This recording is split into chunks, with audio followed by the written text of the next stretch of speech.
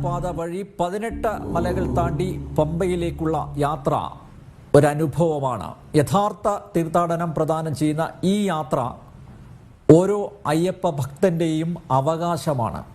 അതിലുപരി ആചാര അനുഷ്ഠാനങ്ങൾ പൂർണ്ണമായും പാലിക്കപ്പെടണമെന്നത് അവൻ്റെ അഭീഷ്ടമാണ്. ഇതിലൊക്കെയുള്ള കൈകടത്തലല്ലേ കാനനപാത വഴിയുള്ള യാത്രാ നിരോധനം? താങ്കളുടെ നിരീക്ഷണം.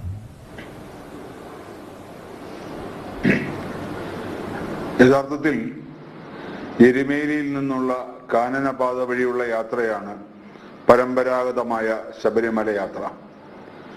എരുമേലിൽ പേട്ടതുള്ളി 41 കിലോമീറ്ററോളം കാനനത്തിലൂടെ സഞ്ചരിച്ച് 18 മഹാക്ഷേത്രങ്ങൾ, ആ ക്ഷേത്രങ്ങളിൽ ദർശനം നടത്തി വഴിപാടുകൾ കഴിച്ച് അതുവഴി പമ്പയിലെത്തി പമ്പാ സ്നാനം നടത്തി പിതൃതർപ്പണം ചെയ്ത് പമ്പാ വിളക്ക് കണ്ട് സദ്യയുണ്ട് നീലിമല കയറി ആ നീലിമലയിലുള്ള അപ്പാച്ചിമേടും ശബരിപീഠവും ശരംകുത്തിയും കടന്ന് ശബരിമല സന്നിധാനത്ത് ആ 18-ാം പടിയുടെ നിറയിൽ എത്തിച്ചേരുക. ആ 18-ാം പടി ഓരോന്നും മനസ്സിലെങ്കിലും തൊട്ട് തൊഴുത് സന്നിധാനത്തിലെത്തി ആ തത്വമസി എന്ന പൊരുൾ അവിടെ ഇരിക്കുന്ന അയ്യപ്പനും വന്നിരിക്കുന്ന ഭക്തനും ഒന്നാണെന്ന ആ പൊരുൾ അത് മനസ്സിലാക്കി ദർശനം നടത്തുമ്പോഴാണ് ആ ദർശനക്രമം പൂർത്തിയാകുന്നത്. ശബരിമലയിൽ മാത്രമുള്ള പ്രത്യേകതയാണ് ആ വ്രതാനുഷ്ഠാനങ്ങളും ആ ആചാരാനുഷ്ഠാനങ്ങളും. ശബരിമലയിലെത്തുന്ന ഭക്തൻ ഒരു മണ്ഡലകാലമെങ്കിലും വ്രതമനുഷ്ഠിച്ച് അയ്യപ്പനൊപ്പമാകാൻ മനസ്സുകൊണ്ട് തയ്യാറെടുത്ത് വേണം ശബരിമലയിലെത്താൻ. ഈ കാനനപാത വഴിയാണ് അയ്യപ്പസ്വാമി ശബരിമലയിൽ എത്തിയതും അവിടെ കുടികൊള്ളുന്ന ധർമ്മശാസ്താവിന്റെ ആ ചൈതന്യത്തിൽ വിലയം പ്രാപിച്ചതും. അതുകൊണ്ട് തന്നെ ലോകത്തിൽ എത്രത്തോളം ക്ഷേത്രങ്ങൾ ഉണ്ടെങ്കിലും എല്ലാം അയ്യപ്പ ക്ഷേത്രങ്ങളെന്ന് പറയുമെങ്കിലും ശബരിമല മാത്രമാണ് യഥാർത്ഥത്തിൽ അയ്യപ്പന്റെ ക്ഷേത്രം. ബാക്കിയെല്ലാം ധർമ്മശാസ്ത്ര ക്ഷേത്രങ്ങളാണ്. അപ്പൊ അതുകൊണ്ട് തന്നെ ഈ യാത്രയ്ക്കാണ് ഏറ്റവും പ്രാധാന്യം. പണ്ട് മുതൽ ആൾക്കാർ ഈ വഴിയാണ് തിരഞ്ഞെടുത്തിരുന്നത്. യഥാർത്ഥ വ്രതമനുഷ്ഠിച്ച് മണ്ഡലകാലം വ്രതമനുഷ്ഠിച്ച് വീട്ടിൽ നിന്ന് കെട്ടുമുറുക്കി ഇറങ്ങുന്നയാൾ ഈ എരുമേലിയിലെത്തി പേട്ടതുള്ളി ഈ പരമ്പരാഗത പാത വഴി ആ ക്ഷേത്രങ്ങളിലെല്ലാം ദർശനം നടത്തി ആ വഴിപാടുകളെല്ലാം നടത്തി അതുവഴിയാണ് ശബരിമലയിൽ എത്തിയിരുന്നത്. അതാണ് യഥാർത്ഥ വഴി. അത് ഇപ്പൊ കുറെ കാലമായിട്ട് അടച്ചിട്ടിരിക്കുകയാണ്. ആ അടച്ചിട്ടിരിക്കുന്ന മൂലം ആ വഴി മുടങ്ങുന്നു എന്ന് മാത്രമല്ല, ആ വഴിയിലുള്ള ഒരുപാട് തീർത്ഥാടന കേന്ദ്രങ്ങൾ, ആ ക്ഷേത്രങ്ങൾ എല്ലാം നശിച്ചുകൊണ്ടിരിക്കുകയാണ്. ആ വഴി അടയുന്നതോടുകൂടി ആ ക്ഷേത്രങ്ങൾ അടയുന്നു. അവിടെ താമസിക്കുന്ന ഒരുപാട് വനവാസികൾ അവരുടെ ജീവിതം വഴിമുട്ടുന്നു. യഥാർത്ഥത്തിൽ പറഞ്ഞാൽ അവിടെ ജീവിക്കുന്ന വനവാസികളുടെ എല്ലാം ഒരു വരുമാന മാർഗം എന്ന് പറയുന്നത് അതുവഴി സഞ്ചരിക്കുന്ന അയ്യപ്പന്മാർ ആ സീസൺ കാലത്ത് അവർ നടത്തുന്ന ചെറിയ ചെറിയ കടകളിലൂടെയോ അതുവഴി കിട്ടുന്ന അല്ലെങ്കിൽ വഴിപാടുകളിലൂടെയോ കിട്ടുന്ന വരുമാനമാണ്. ആ വരുമാനമാണ് അവരുടെ അടുത്ത ഒരു വർഷക്കാലത്തെ ജീവിതോപാധി. അതിനെയാണ് കഴിഞ്ഞ 2-3 വർഷമായിട്ട് മനഃപൂർവ്വമായി സർക്കാരും ദേവസ്വം ബോർഡും കുത്തിയടച്ചിരിക്കുന്നത്. ഇവിടെ മറ്റെല്ലാ സ്ഥലത്തും എല്ലാം തുറന്നു കഴിഞ്ഞു. സിനിമാ തിയേറ്റർ വരെ തുറന്നു കഴിഞ്ഞു. ബസ്സിലും ട്രെയിനിലും ഫ്ലൈറ്റിലും എല്ലാം ആൾക്കാരെ കുത്തി നിറച്ചു കൊണ്ടുപോകുന്നു. എന്തിന്? ശബരിമലയിൽ തന്നെ കാര്യം എടുക്കാം. നിലയ്ക്കൽ നിന്ന് ബസ്സിൽ ആൾക്കാരെ കുത്തി നിറച്ചാണ് പമ്പയിലേക്ക് കൊണ്ടുപോകുന്നത്. ആൾക്കാർ അത്രത്തോളം നിറഞ്ഞില്ലെങ്കിൽ ആ ബസ് എടുക്കില്ല. അതുപോലെ കൊണ്ടുപോകുന്ന അവിടെ കൊറോണ ബാധ ഇല്ല. ഈ കാനനപാതയിലൂടെ പോകുമ്പോൾ യഥാർത്ഥത്തിൽ പറഞ്ഞാൽ മറ്റ് അസുഖങ്ങളിൽ നിന്നെല്ലാം ഒരു മോചനമാണ് ഈ യാത്ര. പ്രകൃതിയിലൂടെയുള്ള യാത്ര. ആ യാത്രയിൽ കൊറോണ എവിടുന്ന് വരാനാണ്? അപ്പം മനഃപൂർവ്വം നമ്മുടെ ശബരിമലയുടെ ഓരോ ആചാര അനുഷ്ഠാനങ്ങളെയും തകർത്ത് ആ മഹാക്ഷേത്രത്തെ ഭക്തജനങ്ങളിൽ നിന്ന് അകറ്റി അതിന്റെ പ്രാധാന്യം നഷ്ടപ്പെടുത്തുക എന്നുള്ള ഒരു പ്രത്യേക അജണ്ടയാണ് ഇടതുപക്ഷ സർക്കാരും ഇടതുപക്ഷ സർക്കാരിന്റെ പിണിയാടുകൾ എന്ന് പറയുന്ന ദേവസ്വം ബോർഡ് നടത്തിക്കൊണ്ടിരിക്കുന്നത്. മാത്രമല്ല ഇതിന് മറ്റൊരു അജണ്ട കൂടിയുണ്ട്. കാര്യം ഈ ക്ഷേത്ര സംബന്ധമായ വിഷയം സുപ്രീം കോടതിയുടെ 7-അംഗ ബെഞ്ച് പരിഗണിച്ചിരിക്കുന്ന ഈ കാലഘട്ടത്തിൽ അവിടെ ഹൈന്ദവ സംഘടനകൾ ഊന്നി പറഞ്ഞിട്ടുള്ള കാര്യം എന്ന് പറഞ്ഞാൽ ശബരിമല ക്ഷേത്രത്തെ ആചാരങ്ങളും അനുഷ്ഠാനങ്ങളുമാണ്. അതിനെതിരെയാണ് യുവതീ പ്രവേശനം വന്നത്.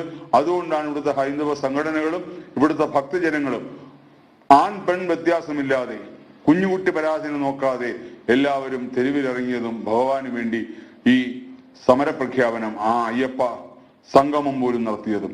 അപ്പം ഇനിയിപ്പോൾ സർക്കാർ സുപ്രീം കോടതിയെ ധരിപ്പിക്കാൻ പോകുന്നത് ശബരിമലയിൽ ആചാരാനുഷ്ഠാനങ്ങളൊന്നുമില്ല, ഏത് വഴിയെങ്കിലും സ്വാമി അയ്യപ്പൻ റോഡ് വഴിയെങ്കിലും ശബരിമലയിൽ എത്തുക, കുറെ പണം അവിടെ ഭണ്ഡാരത്തിൽ നിക്ഷേപിക്കുക, തിരിച്ചു പോരുക.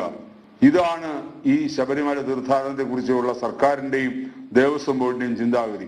മറ്റ് പല കാര്യങ്ങളും വിശ്വഹിന്ദു പരിഷത്ത് ശക്തമായി ഇതിനെതിരെ പ്രതികരിക്കുകയും പത്തനംതിട്ട ജില്ലാ കളക്ടറെ നേരിട്ട് കണ്ട് നിവേദനം സമർപ്പിക്കുകയും ചെയ്തു. ഈ വിഷയങ്ങളെല്ലാം അതിൽ ഉൾപ്പെടുത്തിയിരുന്നു. അപ്പൊ കളക്ടർ വാക്ക് തന്നിരുന്നു ഒരാഴ്ചയ്ക്കുള്ളിൽ കുറെ കാര്യങ്ങളെങ്കിലും അത് പരിഹരിക്കാമെന്ന്. ആ പരിഹരിക്കാമെന്ന് പറഞ്ഞ വാക്കിന്റെ ആ ബലത്തിലാണ് യഥാർത്ഥത്തിൽ പറഞ്ഞാൽ ശബരിമലയിലെ പമ്പയിലെ സ്നാനം അനുവദിച്ചതും നീലിമല അനുവദിച്ചതും മറ്റു പല കാര്യങ്ങളും അനുവദിച്ചതും. അതുപോലെ തന്നെ ഒരുപാട് ദൂരെ നിന്ന് യാത്ര ചെയ്ത് വരുന്ന പ്രായമായ ആൾക്കാരെല്ലാം വരുന്നവർക്ക് പെട്ടെന്ന് മല കയറി വീണ്ടും മല ഇറങ്ങുക എന്ന് പറയുമ്പോൾ വളരെ ബുദ്ധിമുട്ടാണ്. മാത്രമല്ല ഉച്ചയ്ക്ക് ശേഷം വരുന്നവർക്ക് കൃത്യമായ ദർശനം പോലും ലഭിക്കുന്നില്ല. അതുകൊണ്ട് വിരിവയ്ക്കാനുള്ള സൗകര്യവും ആ നിവേദനത്തിൽ പറഞ്ഞിരുന്നു, അതും പരിഗണിക്കാമെന്ന് പറഞ്ഞു. ആ വിഷയങ്ങളെല്ലാം പരിഗണിച്ചു. പക്ഷെ അവിടെയുമുള്ള ഒരു ചോദ്യം, ശബരിമലയിലെ ഏറ്റവും പ്രാധാന്യമുള്ള വഴിപാടെന്ന് പറയുന്നത് നെയ്യഭിഷേകമാണ്. ഒരു മണ്ഡലകാലം വ്രതമനുഷ്ഠിച്ച് താനും അയ്യപ്പനും ഒന്നായി തീർന്ന് ആ വീട്ടിൽ നിന്ന് പുറപ്പെടുമ്പോ ശരീരമാകുന്ന ആ നാളികേരത്തിൽ തന്റെ ആത്മാവാകുന്ന നറുനെയ്യ് നിറച്ച് അത് മുൻകെട്ടിൽ താങ്ങി ശബരിമലയിലെത്തി ആ നെയ്യ് ഭഗവാൻ അഭിഷേകം ചെയ്ത് ആ ശരീരമാകുന്ന നാളികേരം ആഴിയിൽ ദഹിപ്പിക്കുമ്പോഴാണ് ആ തീർത്ഥാടനം പൂർത്തിയാകുന്നത്. അതിപ്പോഴും അനുവദിച്ചിട്ടില്ല. കൊണ്ടുവരുന്ന നെയ്ത്തേങ്ങ അവിടെയുള്ള നെയ്ത്തോണിയിൽ പൊട്ടിച്ചൊഴിക്കുക, എവിടുന്നോ വരുന്ന ഏതോ ഒരു നെയ്യ് പ്രസാദമായി വാങ്ങിക്കൊണ്ടു പോവുക, അതല്ല ശബരിമലയുടെ ആചാരം. അതുകൊണ്ട് തന്നെയാണ് യഥാർത്ഥ ഭക്തന്മാർ ഇന്നും ശബരിമലയിൽ നിന്ന് അകന്നു നിൽക്കുന്നത്.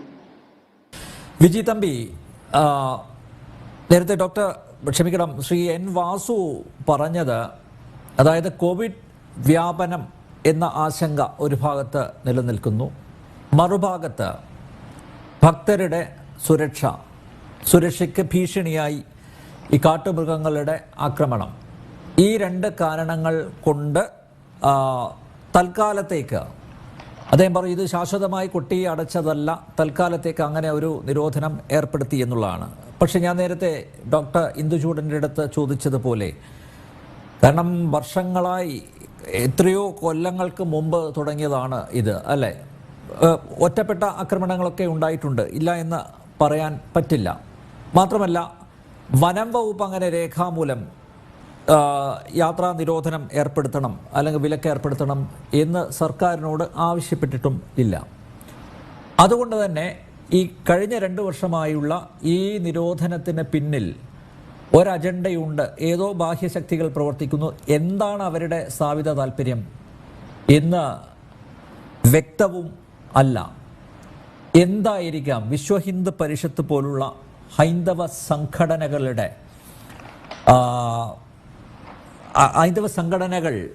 കരുതുന്നത്? എന്തായിരിക്കാം ഈ അജണ്ട, അല്ലെങ്കിൽ എന്തായിരിക്കാം ഈ സ്ഥാപിത താല്പര്യം? ആരാണ് ഇതിന് പിന്നിൽ എന്നാണ് കരുതുന്നത്?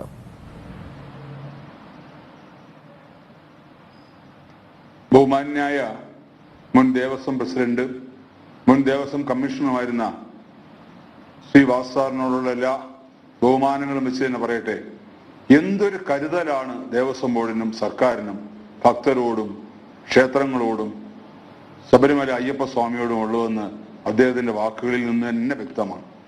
അദ്ദേഹം പറഞ്ഞത് എന്താ?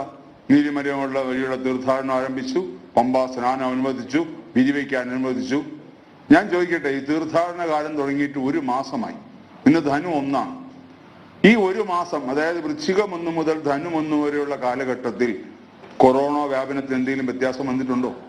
ഏകദേശം ആ 1 മാസക്കാലവും ഒരുപോലെ തന്നെയാണ്. അപ്പോൾ എന്തുകൊണ്ട് വൃശ്ചികം 1-ാം തീയതി ഈ നീലിമല വരെയുള്ള തീർത്ഥാടനം അനുവദിച്ചില്ല, പമ്പാ സ്നാനം അനുവദിച്ചില്ല, അല്ലെങ്കിൽ ശബരിമലയിൽ വിരിവയ്ക്കാൻ അനുവദിച്ചില്ല? അപ്പൊ ഇത് നിരന്തരമായ ഹൈന്ദവ സംഘടനകളുടെ പ്രതിഷേധത്തിന്റെ പേരിലാണ് ഇപ്പം ഇതെല്ലാം തുറന്നു കൊടുക്കാനായിട്ട് ഭാഗികമായെങ്കിലും ഇത്തരം കാര്യങ്ങൾ ചെയ്യാൻ ദേവസ്വം ബോർഡും സർക്കാരും നിർബന്ധിതമായത്. അപ്പോഴും നെയ്യഭിഷേകം ബാക്കി നിൽക്കുകയാണ്.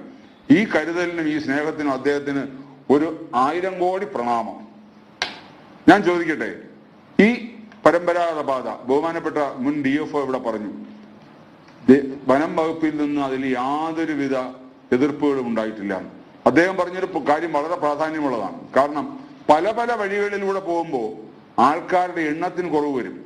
ഇപ്പൊ എല്ലാരെയും കൊണ്ടുവന്ന് നിലയ്ക്കൽ തള്ളിയിട്ട് അവിടുന്ന് ആ ബസ്സിൽ കുത്തി നിറച്ച് അവിടുന്ന് പമ്പയിലെത്തിച്ച് ആ കൂട്ടം കൂടി ഒരേ വഴിയിലൂടെ പോകുന്നതിന് പകരം പല വഴികളിലൂടെ യാത്ര ചെയ്യുമ്പോൾ അത്രയും ആൾക്കാരുടെ തിരക്ക് കുറയും.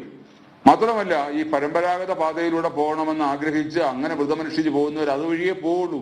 അങ്ങനെ ഉള്ളവർ തീർത്ഥാടനം ഒഴിവാക്കുകയാണ്. അപ്പോൾ അവിടെ ശബരിമലയിൽ എത്തുന്ന ഭക്തരുടെ എണ്ണവും കുറയാണ്. മാത്രമല്ല, ഈ 2 വർഷം കഴിഞ്ഞിട്ട് ഇനിയിപ്പോ ഈ വർഷവും കൂടെ ഇത് തുറക്കാതെ അടുത്ത വർഷത്തേക്ക് എത്തുമ്പോൾ കാടാണ്. നമുക്കറിയാലോ, നമ്മൾ തന്നെ ഒരു വീട്ടിൽ നമ്മൾ ഒരു വർഷം അല്ലെങ്കിൽ 1.5 വർഷം ആ വീട്ടിൽ താമസിക്കാതെ വീട് പൂട്ടിയിട്ടിട്ട് പോകുമ്പോൾ തിരിച്ചു വരുമ്പോൾ എന്തായിരിക്കും ആ വീടിന്റെ അവസ്ഥ? അവിടെ തന്നെ ഒരു കാടായി മാറും. അപ്പൊ യഥാർത്ഥ കാട്ടിനുള്ളിലുള്ള ഈ വഴിയുടെ അവസ്ഥ എന്തായിരിക്കും? അവിടുത്തെ ക്ഷേത്രങ്ങളുടെ അവസ്ഥ എന്തായിരിക്കും? അതെല്ലാം വഴിയെ തിരിച്ചറിയാൻ പറ്റാത്ത രീതിയിൽ കാട് മൂടപ്പെടും. അപ്പൊ എന്തായി? പൂർണ്ണമായിട്ടും ആ വഴി അടയ്ക്കപ്പെടും. ആ പരമ്പരാഗത പാത ഇനി ഒരിക്കലും തുറക്കാൻ പറ്റാത്ത അവസ്ഥയിലേക്ക് എത്തും. ഇത് യഥാർത്ഥത്തിലാണ് ചെയ്യേണ്ടത്. ഈ തീർത്ഥാടന കാലം ആരംഭിക്കുന്നതിന് 1 മാസം മുമ്പ് ദേവസ്വം ബോർഡും വനം വകുപ്പും മറ്റുള്ള എല്ലാവരും ചേർന്ന് സാധാരണഗതിയിൽ ഈ പാത ഒരുക്കുകയാണ് ചെയ്യുന്നത്. വനവാസികളുടെ പൂർണ്ണമായ സഹകരണവും അതിലുണ്ട്. ആ പാത ഒരുക്കി ആ വനവാസികൾ അവിടെ ചെറിയ ചെറിയ കടകളെല്ലാം വെച്ച് അതുവഴി തീർത്ഥാടകരെ വിടുന്നു. അതാണല്ലോ എല്ലാ വർഷത്തെയും പതിവ്. അപ്പൊ ഈ വർഷം എന്തുകൊണ്ട് അങ്ങനെ ഒരു മുന്നൊരുക്കം നടത്തിയില്ല? ഈ തീർത്ഥാടനം ആരംഭിക്കുന്നതിന് മുമ്പ് തന്നെ മുന്നൊരുക്കം നടത്തിയിട്ട് വീണ്ടും കോവിഡ് കൂടി നമ്മൾ തീർത്ഥാടനം നിർത്തിവെക്കുകയാണെന്ന് പറഞ്ഞാൽ നമുക്ക് മനസ്സിലാക്കാം. അതുപോലെ തന്നെ ആദ്യം തീർത്ഥാടനം ആരംഭിക്കുന്നതിന് മുമ്പ് തന്നെ പമ്പാ നദിയിൽ സ്നാനമെന്ന് പറഞ്ഞു. പക്ഷേ തീർത്ഥാടനം ആരംഭിച്ച ആദ്യത്തെ ദിവസങ്ങളിൽ ഭയങ്കരമായ മഴ പെയ്യുകയും അതുകൊണ്ട് തന്നെ പമ്പാ നദിയിലെ സ്നാനം നിർത്തുകയും ചെയ്തു. അത് നമുക്ക് മനസ്സിലാക്കാം. പക്ഷേ ഇവിടെ എന്തുകൊണ്ട് ഈ മുന്നൊരുക്കങ്ങൾ നടത്തിയില്ല? നീലിമല വഴി കയറ്റാനുള്ള മുന്നൊരുക്കം നടത്തിയിട്ടില്ല. അവിടുത്തെ പോലും വഴി ക്ലിയർ ചെയ്തില്ല. അപ്പം മനഃപൂർവ്വം അയ്യപ്പന്മാരെ അവിടെ വരാതിരിക്കാൻ ഈ വഴികളെല്ലാം അടച്ച് ഒരു വഴികളിലൂടെ പോയി അപകടകരമായ രീതിയിൽ, അത് നമ്മുടെ മുൻ DF സൂചിപ്പിച്ചതുപോലെ ട്രാക്ടറുകൾ അങ്ങോട്ടും ഇങ്ങോട്ടും തലങ്ങും വിലങ്ങും ട്രാക്ടറുകൾ സഞ്ചരിച്ച് അതിനിടയിൽ കൂടെ അയ്യപ്പന്മാരെ കയറ്റിവിട്ട് അങ്ങോട്ടും ഇങ്ങോട്ടും ഒരു വഴിക്ക് മാത്രമല്ല തിരിച്ചും കയറാനും ഇറങ്ങാനും ഒരേ വഴി, അത്തരം അപകടകരമായ രീതിയിലൂടെ അവരെ കൊണ്ടുപോയി. യാതൊരു ചടങ്ങുകളുമില്ല, യാതൊരു ആചാരങ്ങളുമില്ല. ആ വഴി നേരെ ചെന്ന് നിൽക്കുന്നത് മരക്കൂട്ടിൽ ചെന്നിട്ട് ചന്ദ്രാനൻ വഴി നേരെ പോയി സന്നിധാനത്തിലേക്ക് എത്തുന്നു. അപ്പൊ അതിനിടയിലുള്ള എല്ലാ ആചാരങ്ങളും നിഷേധിക്കപ്പെട്ടിരിക്കുകയാണ്. ഈ നീലിമല വഴി കഴിയുമ്പോൾ തന്നെ അപ്പാച്ചിമേടിലെ ഉണ്ടേറിയലില്ല, ശബരിമേടത്തിലെ ആരാധനയില്ല, ശരം കുത്തിയാൽ കന്യായപ്പന്മാർ ശരം കുത്തുന്നതില്ല. ഒരാചാരങ്ങളുമില്ലാതെ ആൾക്കാരെ ശബരിമലയിൽ എത്തിക്കുക, അവിടെ എങ്ങനെയെങ്കിലും ആൾക്കാരുടെ കയ്യിൽ നിന്ന് പണം പിടിച്ചു വാങ്ങിക്കുക എന്നുള്ള ഒരു ഉദ്ദേശം മാത്രമാണ് ദേവസ്വം ബോർഡിനുള്ളത്. മാത്രമല്ല, ഈ ക്ഷേത്രത്തിലെ ആചാരാനുഷ്ഠാനങ്ങളൊന്നും അവിടെ ഇല്ല. അവിടെ കുറച്ച് ആൾക്കാർ വരിക പോവുക എന്നുള്ളതേ ഉള്ളൂ എന്ന് വരുത്തി തീർക്കാനും ഈ ക്ഷേത്രത്തെ ഓരോ രീതിയിലും നശിപ്പിക്കാനും, ഒരു മഹാക്ഷേത്രത്തെ, ലോകത്തെ ഏറ്റവും കൂടുതൽ ആൾക്കാർ ഒരു സമയത്ത് എത്തപ്പെടുന്ന ആ മഹാക്ഷേത്രത്തെ പൂർണ്ണമായും നശിപ്പിക്കാനും അത് ഹൈന്ദവ വികാരത്തെ നശിപ്പിക്കാനുമുള്ള ആസൂത്രിതമായ ഗൂഢതന്ത്രങ്ങളാണ് ഇതിന്റെ പിന്നിലുള്ളത്. അത് കൃത്യമായിട്ട് ഞാൻ ഓരോന്ന് പറയേണ്ട കാര്യമില്ല. അത് ഈ പറഞ്ഞ എല്ലാ ജനങ്ങൾക്കും, കേരളത്തിലുള്ള അരി ഭക്ഷിക്കുന്ന എല്ലാവർക്കും മനസ്സിലാവും എന്താണ്, ആരാണ് ഇതിന്റെ പിന്നിലെന്ന്. കൃത്യമായിട്ടും ഇത് ഒരു അജണ്ടയുടെ ഭാഗമാണ്. അതിന് ദേവസ്വം ബോർഡ് വെറും നോക്കുകുത്തികളാണ്. ദേവസ്വം ബോർഡിന് ഒരു കാര്യവുമില്ല. അതിന് പിന്നിൽ മറ്റൊരുപാട് ഗൂഢശക്തികളുണ്ട്. ആ ഗൂഢശക്തികളുടെ ഭാഗമാണ് ഈ ക്ഷേത്രത്തെ നശിപ്പിക്കാനുള്ള ശ്രമം. ഇതിന്നും ഇന്നലെ തുടങ്ങിയതല്ലല്ലോ. 2018 ഒരു കോടതി വിധിയുടെ പശ്ചാത്തലത്തിൽ എന്തൊരു ആർജവമായിരുന്നു അവിടെ സ്ത്രീകളെ കയറ്റാൻ. രാത്രിയുടെ മറവിൽ ഒളിച്ച വേഷം കെട്ടിച്ച് സ്ത്രീകളെ കയറ്റി അന്നുണ്ടായിരുന്ന ദേവസ്വം ബോർഡ് പ്രസിഡന്റാണ് ഇന്നിരുന്ന് ന്യായവാദങ്ങൾ പറയുന്നത്. അന്ന് സുപ്രീം കോടതിയിൽ ദേവസ്വം ബോർഡിന്റെ വിഷയം അവതരിപ്പിക്കാതെ, എന്താണ് സംഭവിച്ചതെന്ന് അവതരിപ്പിക്കാതെ സർക്കാരിന് കൂട്ടുനിന്നിട്ട് ഈ യുവതീ പ്രവേശനത്തിന് കൂട്ടുനിന്ന കുടപിടിച്ച ഒരു ദേവസ്വം ബോർഡ് പ്രസിഡന്റാണ് ഇന്ന്, അല്ലെങ്കിൽ അന്ന് ദേവസ്വം ബോർഡ് കമ്മീഷണറായിരുന്ന ഒരാളാണ്, പിന്നെ ദേവസ്വം ബോർഡ് പ്രസിഡന്റായി ഇന്ന് ഇവിടെ ഇരുന്ന് ഭക്തജനങ്ങളോടും അയ്യപ്പനോടും ആ ക്ഷേത്രങ്ങളോടുമുള്ള തന്റെ ഒരു ആകാംക്ഷ, തന്റെ ഒരു ആദരവ് പ്രകടമാക്കുന്നത്. സത്യത്തിൽ ചിരിക്കാനാണ് തോന്നുന്നത്. അവളം നിർമ്മിക്കും ആ അജണ്ടയുമായിട്ട് മുന്നോട്ട് പോവുകയാണ്. അതിന്റെ ഭാഗമായിട്ട് തന്നെയാണ് ഇപ്പോൾ വിമാനത്താവളത്തിന്റെ കൺസൾട്ടൻസി കരാർ നീട്ടിക്കൊടുത്തിരിക്കുന്നത്. ശബരിമലയെ ആത്യന്തികമായി ഒരു ടൂറിസ്റ്റ് കേന്ദ്രം ആക്കി മാറ്റാൻ ഉള്ള നീക്കത്തിന്റെ ഭാഗമായിട്ട് കൂടി വേണ്ടേ ഇങ്ങനെ ഈ കാനന പാത കൊട്ടി അടക്കുന്നതിനെ കാണാൻ? തീർച്ചയായിട്ടും. കാരണം കേരളം പോലെയുള്ള ഒരു കൊച്ചു സംസ്ഥാനത്ത് ഇപ്പൊ തന്നെ യഥാർത്ഥത്തിൽ 4 വിമാനത്താവളങ്ങളുണ്ട്. ഈ 4 വിമാനത്താവളങ്ങൾ പോരാഞ്ഞിട്ടാണ് ഇനി എരുമേലിയിൽ പുതിയൊരു വിമാനത്താവളം ഉണ്ടാകുന്നത്. ആർക്ക് വേണ്ടിയാണത്? യഥാർത്ഥത്തിൽ പറഞ്ഞാൽ കൊച്ചി വിമാനത്താവളത്തിൽ ഇറങ്ങിക്കഴിഞ്ഞാൽ എരുമേലിയിലേക്കോ അല്ലെങ്കിൽ പമ്പയിലേക്കോ എത്താൻ കൃത്യമായ റോഡ് സംവിധാനം ഉണ്ടെങ്കിൽ 3 മണിക്കൂർ ധാരാളം മതിയാകും. പക്ഷേ ഒന്ന് ആലോചിച്ച് നോക്കുക, ഈ ശബരിമല സീസൺ തുടങ്ങിയിട്ട് ശബരിമലയിലേക്ക് പോകുന്ന വഴികൾ പത്തനംതിട്ടയിലായാലും ശരി, റാന്നിയിലായാലും ശരി, അതുപോലുള്ള എല്ലാ വഴികളും നാശമായി കിടക്കുകയാണ്. ഒരു റോഡ് പോലും നന്നാക്കിയിട്ടില്ല. ആ റോഡ് നന്നാക്കി തീർത്ഥാടനം സുഗമമാക്കാതെ ഇനിയും ഫ്ലൈറ്റ് കൊണ്ടുവന്ന് എരുമേലിയിൽ ഇറക്കി ആർക്ക് വേണ്ടിയാണ്? അയ്യപ്പ ഭക്തന്മാർക്ക് വേണ്ടിയാണോ? അയ്യപ്പ ഭക്തന്മാർക്ക് വേണ്ടിയല്ല. അയ്യപ്പ ഭക്തന്മാർക്ക് ഫ്ലൈറ്റ് അല്ല വേണ്ടത്. അവർക്ക് കൃത്യമായി അവിടെ എത്താനുള്ള മറ്റ് സംവിധാനങ്ങളാണ് വേണ്ടത്. അവർക്ക് കാൽനടയായി പോകാനുള്ള സംവിധാനങ്ങളാണ് ഒരുക്കേണ്ടത്. ഇത് കൃത്യമായ ഒരു ഗൂഢമായ അജണ്ടയാണ് ഇതിന്റെ പിന്നിൽ. ഇത് ശബരിമല ക്ഷേത്രത്തെ ടൂറിസം കേന്ദ്രമാക്കി മാറ്റി എങ്ങനെങ്കിലും പണം പിടുങ്ങാനുള്ള. ഇനി ഇത് കഴിഞ്ഞാൽ കുറച്ചു കഴിഞ്ഞാൽ വിമാനത്താവളം കൂടെ വന്നു കഴിഞ്ഞാൽ ദിവസവും ഈ ക്ഷേത്രം തുറക്കാന്ന് പറയും. ആർക്ക് വേണമെങ്കിലും വരാമെന്ന് പറയും, എവിടുന്ന് വേണമെങ്കിലും വരാമെന്ന് പറയും. പക്ഷേ ശബരിമല എന്ന് പറയുന്ന മറ്റ് ക്ഷേത്രങ്ങൾ പോലെയല്ല. അവിടെ ആചാര അനുഷ്ഠാനങ്ങൾ പാലിക്കപ്പെടണം. കൃത്യമായ മണ്ഡല വ്രതം അനുഷ്ഠിക്കണം. മണ്ഡല വ്രതം അനുഷ്ഠിച്ച് ആ വ്രതം അനുഷ്ഠിക്കുന്ന ഭക്തനും അയ്യപ്പനും ഒന്നായി മാറണം. ആ ഒന്നായി മാറി എത്തി ദർശനം നടത്തേണ്ട ഒരു സ്ഥലമാണ് ശബരിമല. അല്ലാതെ എവിടുന്നെങ്കിലും വിമാനത്തിൽ പറന്നിറങ്ങി അവിടുന്ന് ഒരു പെട്ടിയും എടുത്ത് പമ്പയിൽ വന്ന് ഒരു മാലയും എടുത്തിട്ട് അവിടുന്ന് കെട്ടുനിറച്ച് പോയി ഓടിപ്പോയി തൊഴുതിട്ട് വരേണ്ട സ്ഥലമല്ല ശബരിമല. ആ വ്രതാനുഷ്ഠാനത്തോടെ ആചാര അനുഷ്ഠാനങ്ങൾ പാലിച്ച് കൃത്യമായി അവിടെ എത്തി ദർശനം നടത്തിയാൽ മാത്രമേ ശബരിമല ദർശനം കൊണ്ട് പ്രയോജനമുള്ളൂ. ഇല്ലെങ്കിൽ ആ ദർശനം ദോഷമായി തന്നെ ഭവിക്കും. അനുഭവങ്ങളുടെ വെളിച്ചത്തിൽ തന്നെയാണ് ഇത് പറയുന്നത്. ഈ പറയുന്ന പോലെ ശബരിമലയിലെ ഒരു കരുതലുകളും ഒരു അയ്യപ്പ ഭക്തരോടോ അല്ലെങ്കിൽ ക്ഷേത്രത്തോടോ അല്ലെങ്കിൽ അവിടെ ഇരിക്കുന്ന അയ്യപ്പ സ്വാമിയോടോ യാതൊരു കരുതലും കാണിക്കുന്ന ഒരു സർക്കാരല്ല ഇവിടെ ഭരിക്കുന്നത്. കാര്യം നമുക്ക് തന്നെ അറിയാമല്ലോ, ശബരിമലയോടും ആ അയ്യപ്പ സ്വാമിയോടും എന്തൊരു ഭക്തിയുള്ളൊരു ദേവസ്വം മന്ത്രിയാണ് നമുക്ക് കിട്ടിയിരിക്കുന്നത്. വൃശ്ചിക മാസം 1-ാം തീയതി നമ്മൾ കണ്ടതല്ലേ അദ്ദേഹത്തിന്റെ ഭക്തി. ആ പരമപവിത്രമായ ശ്രീകോവിലിന് മുമ്പിൽ മരണ വീട്ടിൽ നിൽക്കുന്ന പോലെ കയ്യും കെട്ടി നിന്ന് ആ പവിത്രമായ തീർത്ഥജലം കയ്യിൽ വാങ്ങി സാനിറ്റൈസർ പോലെ കൈ കഴുകി ഒഴിക്കുന്ന ഒരു ദേവസ്വം മന്ത്രിയാണ് ഇന്ന് ദേവസ്വം ബോർഡിന്റെ തലപ്പത്തിരിക്കുന്നത്. അപ്പൊ എങ്ങനെ ആ മന്ത്രിക്ക് ആ ശബരിമല അയ്യപ്പ ഭക്തരോടും ആ ക്ഷേത്രത്തോടും ആ അയ്യപ്പ സ്വാമിയോടും നീതി പുലർത്താൻ കഴിയും എന്നാണ് ആലോചിക്കേണ്ടത്. ശബരിമലയെ ഭരിക്കുന്ന അല്ലെങ്കിൽ ദേവസ്വം ബോർഡ് ഭരിക്കുന്ന ഒരു മന്ത്രി തീർച്ചയായിട്ടും ആ അയ്യപ്പ സ്വാമിയിൽ വിശ്വാസമുള്ള ആളായിരിക്കണം, ഭക്തരോട് കരുണയുള്ള ആളായിരിക്കണം. അതാണ് ആദ്യം ചെയ്യേണ്ടത്. അല്ലാതെ ഒരു വിമാനത്താവളം ഉണ്ടാക്കുകയല്ല വേണ്ടത്. ഭക്തർക്ക് വേണ്ട സൗകര്യങ്ങൾ ഒരുക്കി ആ ക്ഷേത്രത്തിന്റെ പരിപാവനതയെ കാത്തു സൂക്ഷിച്ച് ഒരു കാനന ക്ഷേത്രമായി അതിനെ നിലനിർത്താനാണ് ദേവസ്വം ബോർഡും ഈ സർക്കാരും ശ്രമിക്കേണ്ടത്. അങ്ങനെ ചെയ്തു കഴിഞ്ഞാൽ തീർച്ചയായിട്ടും ഭക്തരെല്ലാം ആ ദേവസ്വം ബോർഡിനെ പ്രകീർത്തിക്കും, സർക്കാരിന് പൂർണ്ണമായും അനുകൂലമായി നിൽക്കും. അല്ലാതെ ഈ പ്രീണനങ്ങൾ നടത്തി ഭക്തരെ ഇങ്ങനെ ബുദ്ധിമുട്ടിച്ചിട്ട് അവിടെ പണം ഉണ്ടാക്കുക എന്നുള്ള ഒറ്റ അജണ്ട, അത് മാത്രം മുന്നിൽ കണ്ടുകൊണ്ടുള്ള തീർത്ഥാടനം ഒരിക്കലും നല്ലതല്ല. അതുകൊണ്ടാണ് ഇവർ 30,000 50,000 എന്ന് പറയുമ്പോഴും ആൾക്കാരുടെ എണ്ണം കുറഞ്ഞുകൊണ്ടിരിക്കുന്നത്. ബഹുമാനപ്പെട്ട മുൻ ദേവസ്വം പ്രസിഡന്റ് പറഞ്ഞു, ഈ കൊറോണയുടെ കാര്യം വൃശ്ചികം 1-ാം തീയതിയും ധനു 1-ാം തീയതിയും തമ്മിൽ കൊറോണയ്ക്ക് അധികം വ്യത്യാസമില്ല എന്നാണ് ഞാൻ പറഞ്ഞത്. മുൻ വർഷങ്ങളുമായിട്ടല്ല ഞാൻ താരതമ്യം ചെയ്തത്. മാത്രമല്ല ഇപ്പൊ പുതിയൊരു സാധനം വന്നിട്ടുണ്ട്, ഒമിക്രോണോ എന്തൊരു ക്രോണോ, അതും വന്നിട്ടുണ്ട്. അപ്പൊ അത്തരം സാഹചര്യമാണ് ഇപ്പൊ നിലനിൽക്കുന്നത്. അവിടെ ഈ കഴിഞ്ഞ ഒരു വൃശ്ചികം 1-ാം തീയതിക്ക് മുമ്പ് എന്ത് ചെയ്തു? വൃശ്ചികം 1-ന് മുമ്പ് ഞങ്ങളുടെ കുറച്ച് ആൾക്കാർ അവിടെ സന്നിധാനത്ത് പോയിരുന്നു. അവിടെ മൊത്തം വേസ്റ്റ് നിറഞ്ഞു കിടക്കുകയാണ്. ആ വേസ്റ്റ് പോലും ക്ലിയർ ചെയ്തിട്ടില്ല.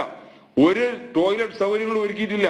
ഒരു കാര്യങ്ങളും ചെയ്തിട്ടില്ല. വൃശ്ചികം 1-ന് തലേ ദിവസം അവിടുന്ന് വിശ്വഹിന്ദു പരിഷത്തിന്റെ പ്രവർത്തകരവിടെ പോയിട്ട് തിരിച്ച് അവിടുന്ന് ഫോട്ടോ സഹിതം അയച്ചതെന്നാണ്. ആ ഫോട്ടോ പല സോഷ്യൽ മീഡിയകളിലും കണ്ടതാണ്. അതുപോലും ചെയ്യാതെ വൃശ്ചികം 1-ന് തീർത്ഥാടനം തുടങ്ങിയിട്ട് എങ്ങനെയാണെങ്കിൽ എന്നെങ്കിലും നീലിമല തുറന്നു കൊടുക്കണമെങ്കിൽ നീലിമല ആ തീർത്ഥാടനം ആ വഴി വൃത്തിയാക്കണ്ടേ? അത് ചെയ്തിട്ടുണ്ടോ? ഒരു കാര്യവും ചെയ്യാതെ തീർത്ഥാടകരെ അവിടെ വരുത്താതെ ആ ക്ഷേത്രത്തിന്റെ പരിപാവനതയെ നശിപ്പിച്ച് ആ പരമപവിത്രമായ ക്ഷേത്രത്തെ നശിപ്പിച്ച് ആ ക്ഷേത്രത്തിൽ നിന്ന് തീർത്ഥാടകരെ അകറ്റി ആ ക്ഷേത്രത്തിനെ ഒരു ടൂറിസം കേന്ദ്രമാക്കി മാറ്റാനുള്ള ഗൂഢതന്ത്രമാണ് ഈ ദേവസ്വം ബോർഡും സർക്കാരും കാണിക്കുന്നതെന്ന് വിശ്വഹിന്ദു പരിഷത്തും ഇവിടുത്തെ ഹൈന്ദവ സംഘടനകളും ഉറച്ചു വിശ്വസിക്കുന്നു. അതിന് തെളിവ് സഹിതമാണ് പറയുന്നത്. അല്ലാതെ ഇത് വെറും ഊഹാപോഹങ്ങളൊന്നും അല്ല.